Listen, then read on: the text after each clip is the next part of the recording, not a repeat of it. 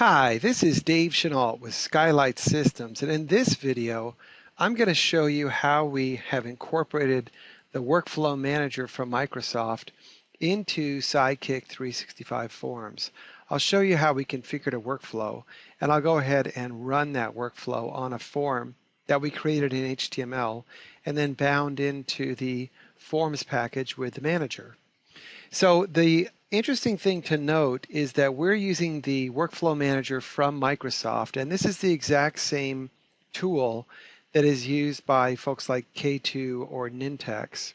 They use the Workflow Manager as well, except many times they have put on a more fancy front end than we have. But it's the exact same engine behind the scenes, and I think the price differential would be surprising to you to see the functionality we can offer. So let's jump in and take a look. I'm on the home page and I've got the Forms package up and running right now, our add-in for SharePoint. And this is running on Office 365, and I have a list of tasks here, and I also have a list of some forms that I've got created I'm running on. Let's go ahead and create a new form right now called Procurement. And again, this form was created with HTML and bound in here, and I'll make a date of today. And the request name will be a gold medallion. Let's just make it a gold bar. And I'm going to request that. And the solicitation number, these are just fields I've added in here, and they're different date types to show you how that works. We'd like to have this thing closed by the end of September. And the lead evaluator is user 3. And user 4 is the secondary evaluator. So the way this will work is that it'll first go to user 3, then it'll go to user 4, then it'll go back to Alan as the final person that requested it, and I'll show you how we did that. It's an RFP. The description is, I need a gold bar, and the funding source will be the district. The justification is in case of emergency. And it's pending. So when I hit save, what will happen is this will kick off the workflow. Just like all the other tools out there, we're using the same basic components, but we're doing it in a much simpler way. So it takes a minute for the workflow tasks to get added. There's nothing new here yet, but if I wait for a moment, I'll see those tasks. While we're doing that, let's go take a look and see what's happening behind the scenes. So there's our gold bar request. And what I'm going to do is take a look at the workflow and see what's happening there. So I just look at workflows. And you can see that that workflow has started. Let's go take a look at it. And when I do that, I can see that it's a 3-step workflow and that I've got the first task created. It's just waiting now. I can see that there's some emails that have gone out, etc. So let's go and take a look at what's going on. Now, if I go over to Manager and I go into my workflows, you can see my custom entities here. Now I go into workflows and I want to look at the workflow for procurement. And what I'll see that's a 3-step workflow. I've got the lead evaluator, the secondary evaluator, and then the requested by. And the way this works is these are the names of the field on the form. And we'll go back and take a look at that again. But what's going on is these are the names we put in HTML.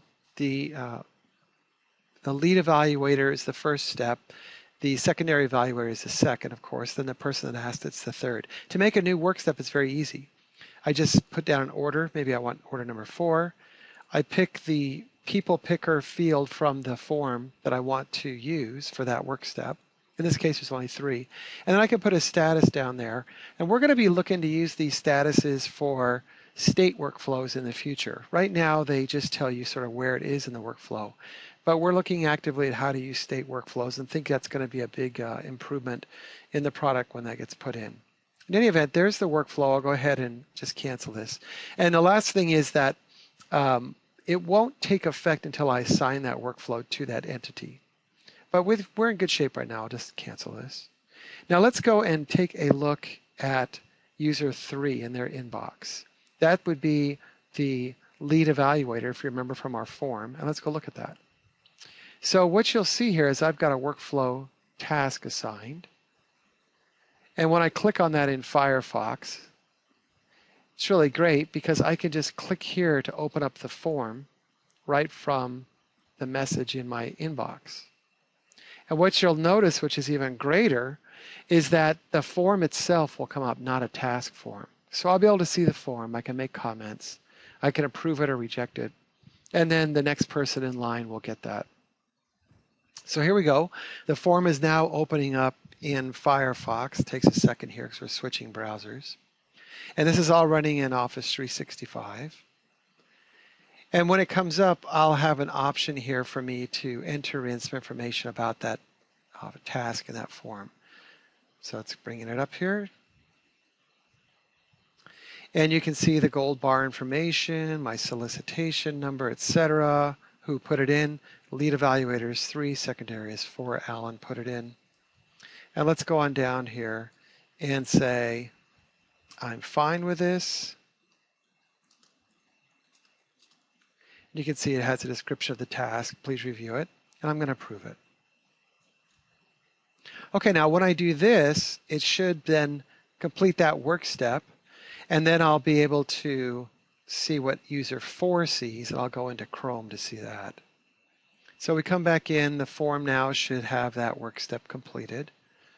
And again, I've got a lot of things running on my laptop here. So it's recording as well as running the ad in at the same time. Takes a minute. If I scroll down, you can see my information here, and the buttons are now grayed out. So that's good. I'm happy with that.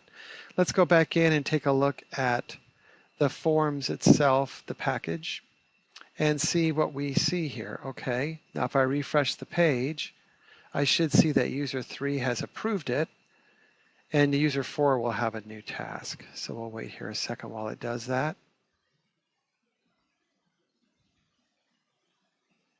And again, we'll just draw this screen out, and I'll see a task for user 4, and I'll go into Chrome to complete that one, because I want to go into my inbox to see how I'm notified. So there's our user 3 task. And now if I take a look, it's going to be just a second while it creates task number 4 for user 4. If I refresh, we ought to see that in a second. Let's see if we see that.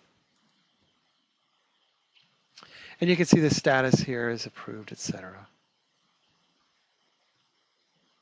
I'll give it a moment here, then we'll go into Chrome. Matter of fact, while we're doing that, let's just go into Chrome and see what's happened here. Well, there it is. It came up. So there's user 4. There's the new task that's been assigned through the workflow. And now I'm going to go into Chrome to see that task right here. Let's go click on it. And it'll take a second for it to open. Now let's go ahead and click on that. And what I ought to see now is that gold bar request, and I'll go ahead as a user 4 and make that approval. So there's my gold bar. User 4, as I was expecting, because I'm logged in as user 4, I'll say, I love gold bars. It's been approved. And now what will happen is my last step in this workflow will now go to the initiator, Alan Steiner. And that's over here in my Internet Explorer.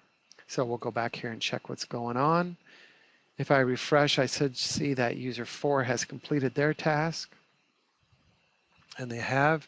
We're waiting now for the initiator, Alan, to have a workflow task created. So let's go back and review how the workflow was created. It's very simple. All you do is you go to the workflow in the manager. You put down the order that you want it in. You put down who you want it to be approving it and any status you want to add. And you assign that workflow to that entity, and that's all there is to it. And then it starts creating this workflow. Now, again, we'll be improving this and enhancing it, but I think the idea is that it's pretty nice for you to be able to see what's going on. There's nothing extra needed. Everything you need to do these workflows and forms is within Office 365. Microsoft has been kind enough to include a terrific workflow engine for us. And so we're just taking advantage of that, just like all the other vendors like Nintex and K2 do as well. In this case, though, we're leveraging the workflow manager you've already paid for in your Office 365 tenant.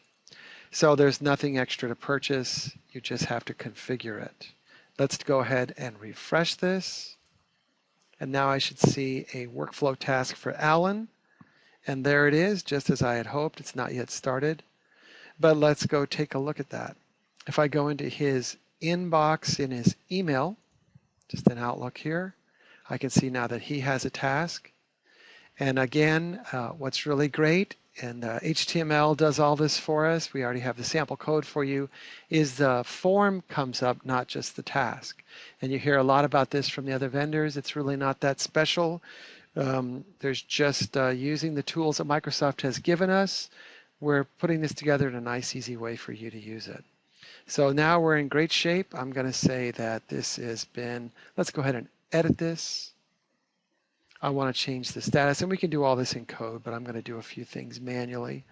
I'm going to say it's approved. I like this. If I could type, it would be even better. Let me save it.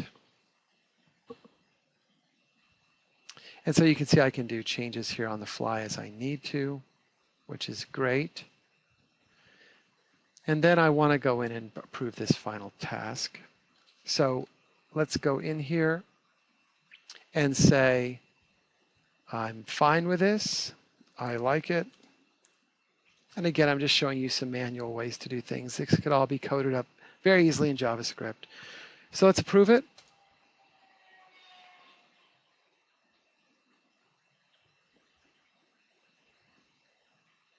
And it just takes a second here. And now this has been completed. Let's go back to the procurement, and we'll look on the home page for starters. And you can see that that workflow task has been completed. And if I go into the workflow itself, behind the scenes, go to my Advanced tab and Workflows, you'll see this workflow has been completed. And if I click on it, you'll see that we have an entire audit history available to us and the 3 tasks. You can see that they were completed. You can also see all of the different steps that occurred, when they occurred, what the outcome was. There's a ton of detail here if you ever need auditability. And the beautiful thing is all of the complexity of building a workflow is hidden. Doesn't need to be shown. All you have to do is go into Manager and outline the steps you need. 1, 2, 3, 4, 5, 6, however many that might be. And you assign each of those approvers to one of the people pickers that you have on the screen. Now let's look and see what all of this really means. People have spent a lot of money trying to build solutions like this. And the fact that we're able to do this in an app makes this a very attractive solution for a lot of people. Let's go take a look at that form that we had and see what it means when I say I assign it to a people picker. So let's go ahead and make a new form. I'll select a procurement form, just like I did at the start of this video. And what's really cool is that you'll see I can assign anybody to these different work steps as the form is populated. So basically you create the workflow, and then as you're creating a specific form, an instance of that form, like this request, I can put different people's names in here and they'll get the notification and be able to complete the tasks. So it's not locked into a certain person. It's locked into a role. Lead evaluator, secondary evaluator, the person that started it. And then you fill out the value that you want, that you need for that particular form while you create that form, and then they get email notifications. They can click on it. It's all browser-based. This works on a phone, this one on a tablet. Anything that can render a browser page will be fine.